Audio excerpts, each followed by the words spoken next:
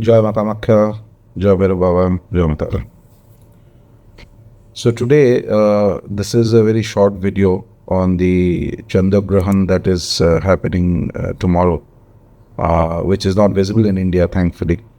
But it's visible in parts of, I think, America and other places. I don't know exactly the visibility areas. So there were a lot of people who had mailed and messaged asking for any sadhana to be done specifically. As a thumb rule, remember one thing: whenever there's an eclipse happening anywhere in the world, whether it's visible, whether it's not visible, does not matter. Any practice that you are doing, any sadhana that you're doing, especially of fierce deities, but any deity for that matter, can work stronger, much better and more powerfully when you do it during the time of the Grahan. Now, this does not by itself imply that during Grahan, every sadhana that is done equals to doing a Purashcharana. So, because this is a very technical thing, in many of the tantras, it is mentioned that sadhana during Grahan Kal is very important and is many times more powerful, multiple times more powerful than normal sadhana.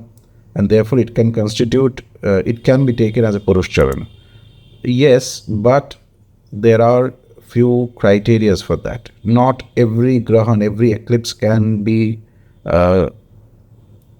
understood to be one where the sadhaka can perform a Purashcharana of the Devata. First rule is that the eclipse should be visible in that area. If there's an eclipse that is not visible in that area where you are staying, then that eclipse does not constitute one where a Purashcharana can be done or can be counted. So why do we do Purashcharana? That is because to attain Mantra Siddhi. Very simply. Mantra Siddhi means the ultimate communion with the mantra so that it works, its prayoga, its application, the mantra shakti will work through all the 5 tattvas in every circumstance and every environment, which is a very high order thing. But otherwise, even if Purashcharana or Siddhi is not the aim, just for the blessing and just for increasing the spiritual power of an individual, every eclipse is very important in that sense, regardless of whether it's visible or not visible. So keeping that in mind, the Grahan that is happening tomorrow is not, for people who are in India, it is not a fit Grahan for Purashcharana because it's not visible. A Grahan when it's not visible cannot be used for Purashcharana. However, you may use it for any general spiritual practice, and some boost to your sadhana will obviously happen because the Grahan Kala Shakti energy is very different from normal times. Much like number 2, before I give a specific sadhana, one thing to remember is that any practice that you are doing strongly, for example, you have been focusing on Bhairava very strongly the last few months, then you can do Bhairava Upasana, same Upasana during the Grahan Kal. If you have been focusing on Tara, then you can do more Tara Upasana. If you have been focusing more on Durga Upasana, you can do more of Ma Durga Upasana. Same way, you can do more of Kartikeya Upasana as well during this, specifically this Grahan, because there are certain combinations of nakshatras where Rahu and Moon are placed, where it will be very fruitful for those who are engaged in Kartikeya Upasana. Simple Kartikeya Upasana, nothing complicated. Even the Ashtottara Nama, or having a veil and doing Archana of the veil, things like that. But having said these 2 points, A, what constitutes a Purashcharana Grahan, and B, that if you are not sure, you can do any sadhana that you are doing. Because whatever concentration you apply during a Grahan maximizes, it becomes at least 3 times more than in normal circumstances, which is why the caution has to be also applied. So during the middle of a Grahan, do not spend time in unnecessary conversations, avoid conflicts, avoid physical intimacy. If possible, the reason we follow Sutak, specifically if it's visible, is that so that one does not have to use the loo during the period of the Grahan as far as possible. So one avoids eating and things like that earlier. But in this Grahan, at least in India, Sutak is not applicable because it's not visible. So we try to maximize those things that increase pranavayu inside, whether it's mantra japa, meditation, homa in some cases. And we try to avoid those things which activate the apan vayu or the downward moving force that leads one towards disease, death and other things. Unless someone is doing sadhana of Tripur Bhairavi. Because Tripur Bhairavi utilizes that apan vayu for going higher in sadhana. But that's a different topic, not for today. Now, tomorrow, the Grahan timings will be mentioned by the team under the video. So you can check that. But more specifically for those who are in India and those who are abroad, or if you are at a place where the Grahan is visible, then the Sutak rules will apply. So you should try and avoid food unless there is a disease or something, or the doctor's prescription is there that you have to kind of, eat at that specific time. Otherwise, if possible, avoid food, avoid water, and avoid loo breaks. I mean, these are the ideal conditions. Mind you, of course, if you're not able to follow all of them, that is okay. Do whatever you can. And spend more time in reflection of the Devata, more time in doing japa, more time in doing, dhyana, meditation, stuti part, etc. These things are very helpful.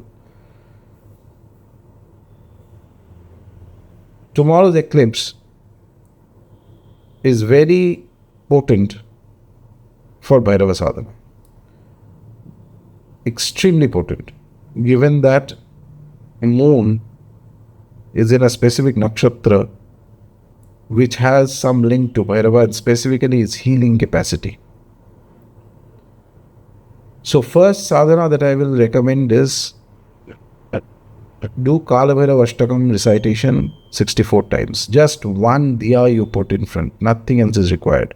If you want to put bhog and naivedyam, you can. But remember, if you are doing this sadhana at a place where the Grahan is visible, do no need to put any kind of naivedyam or bhog. Just one diya, good enough. Take a bath, sit down calmly, do namaskara to Bhairava and start chanting Kala Bhairava Ashtakam 64 times. You can take breaks in between if you want.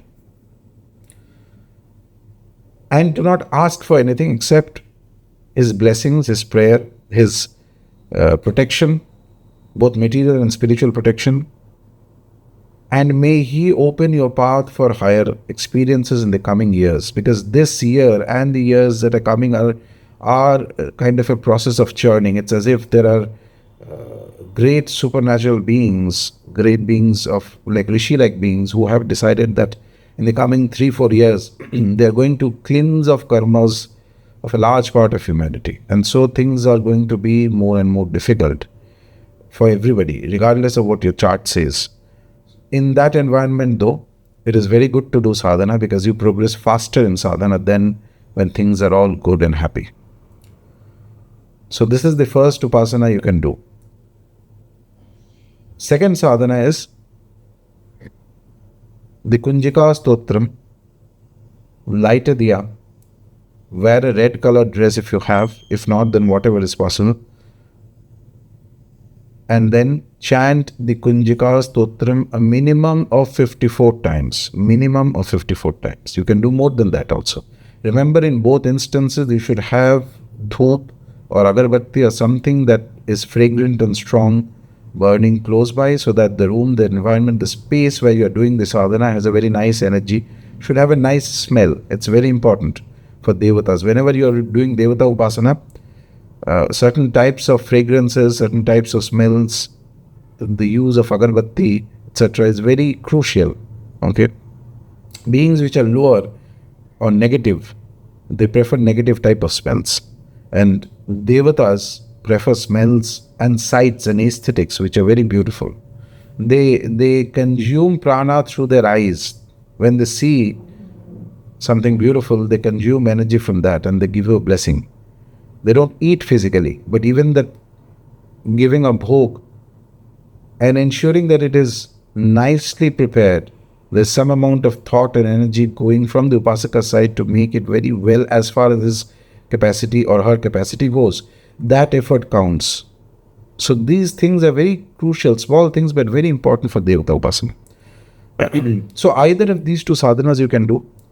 You may even add one more thing, which is right when you start the sadhana, take a piece of paper and write down like just one line that you are doing the sadhana so that the Devata, whether it is Chandika, Durga, also Kamakhya also responds, Ma Kamakhya also responds, apart from the Kamakhya Stuti, also responds very fast, very beautifully with the Chandi part and anything related to the Chandi part, because she is also worshipped as Durga.